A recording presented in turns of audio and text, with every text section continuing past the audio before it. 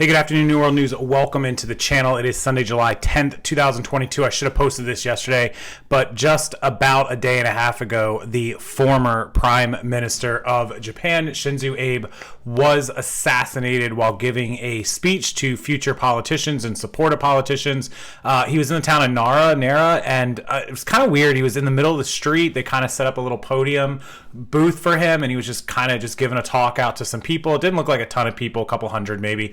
And a gentleman was able to walk up to within, I would say it's about 15, 20 feet. I'll put a screenshot up of the screen grab of the video, but he was able to walk up with a homemade sawed-off type shotgun, something double barrel that he had made at home. Apparently he had some other weapons too, but that's the one he used. And then you hear two loud boom, boom, bangs. He got off two shots. Shinzo Abe's security tackled him to the ground, but it was too late. He got off the shots, hitting him in the back twice. He was flown to a local hospital where he was pronounced dead a few hours later. I saw it happening live Friday night here in the United States, which was Saturday morning / Saturday afternoon in Japan. I'm not sure. I think they're 12 or 13 hours. So I was watching it probably after midnight. So it was probably noon or 1 there when it happened. And then he was pronounced dead at 5 o'clock local time. So just a few hours later. So let's go over and take a look at that story. It's definitely a sad story, but kind of a weird story how he was just giving a speech in the middle of town, nobody really watching his back. His security's there, but they're just kind of meandering about, and then this guy just walks up and goes bang, bang, which is all it really takes. He's tackled, and that's the end of the show. It lasted 10 seconds, and unfortunately, it was enough to take his life. So former Prime Minister Shinzo Abe is dead after an assassination. Let's go take a look at this story. Okay, here's a story from Japan on the BBC. Japan's former Prime Minister Shinzo Abe has died in a hospital after he was shot at the political campaign event. He was shot twice on a street in the city of Nara on Friday morning, which was there later in the afternoon.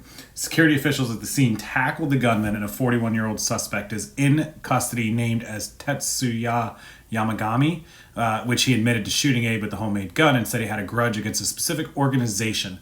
Several other handmade weapons similar to those used in the attack had been confiscated after a search of the suspect's house, and police officers were told at a news conference. Explosives were also found at a home, and police said they advised residents to evacuate the area.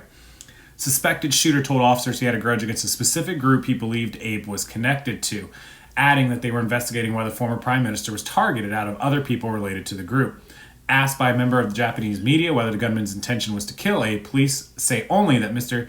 Yamagami admitted to shooting the former prime minister.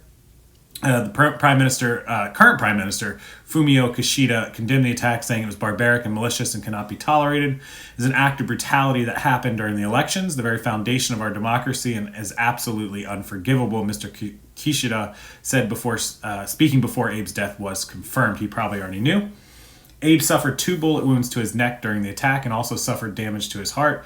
He was said to be conscious and responsive in the minutes after the attack, but the 76-year-old's condition deteriorated. Doctors said no vital signs were detected by the time the former prime minister was transferred for treatment.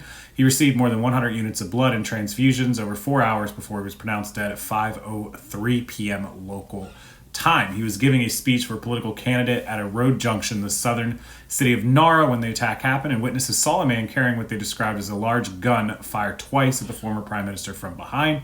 Abe fell to the ground as bystanders screamed in shock and disbelief. Abe had a security team with him, but it appears the gunman was still able to get within a few meters. So 3 meters would be 9 feet. I was guessing 15 or 20 feet of Mr. Abe without any sort of checks or barrier. The photos circulating in the aftermath of the shooting show the suspect standing just behind Mr. Abe as he gave his speech. There's the weapon laying on the ground. And there's the picture right there, moments before the attack of the prime minister, the former prime minister, standing there front and center. And then right behind him, you see the man with the bag draped over his shirt, the strap there, and he's wearing khaki pants, kind of a gray shirt. That is him right there. And then right after the shooting, you can see Abe's security team running for the man. He's got that gun slung over his shoulder. And that pretty much is that. I'll link the story so you can watch it.